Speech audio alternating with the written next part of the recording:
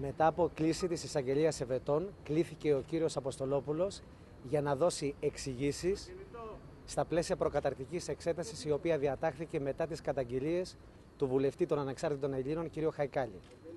Αμέσως ανταποκριθήκαμε, δώσαμε εξηγήσεις, δεν ζητήσαμε προθεσμία, αμέσως δώσαμε κάθε εξήγηση, αποσαφηνίσαμε την αλήθεια και την πραγματικότητα. Δεν προκύπτει κανένα ποινικό αδίκημα εις βάρος του κυρίου Αποστολόπουλου.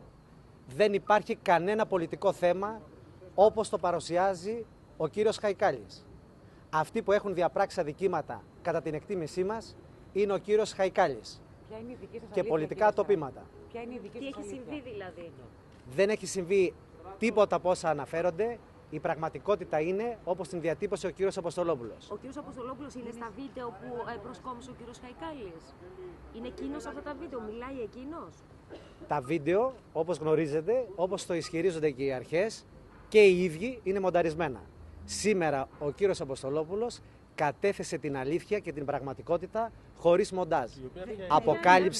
Αποκάλυψε ότι αυτές οι συνομιλίες έγιναν με σκοπό να αποκαλυφθεί η ηθική πολιτική διάσταση του κυρίου Χαϊκάλη και ήταν ο κύριος Αποστολόπουλος προκαταγγελίας ενώπιον των αρχών για την συμπεριφορά του κυρίου Χαϊκάλη.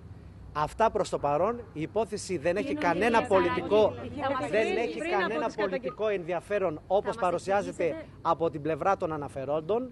Δεν έχει τα πραγματικά γεγονότα, δεν έχουν την διάσταση που τους έχουν αποδώσει η συγκεκριμένη πλευρά. Έχουμε δώσει τις εξηγήσεις στη δικαιοσύνη. Είναι σημαντικό ότι σήμερα ακριβώς δώσαμε όλες τις εξηγήσεις. Επί 2,5 ώρες ο κύριος Αποστολόπουλος κατέθεσε. Νομίζω ότι έχουν αποσαφινιστεί τα πάντα. Η δικιά μας πλευρά δεν έχει κανένα ποινικό θέμα, ούτε πολιτικό θέμα υπάρχει για τη δικιά μας την πλευρά. Το ποινικό θέμα και το πολιτικό αφορά τους αναφέροντες. Τίποτε άλλο.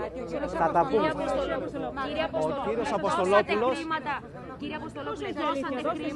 Αποστολόπουλος, νομίζω ότι έχουμε συμφωνήσει, δεν θα κάνει καμία δήλωση. Δίνατε χρήματα στον κύριο Χαϊκάλη?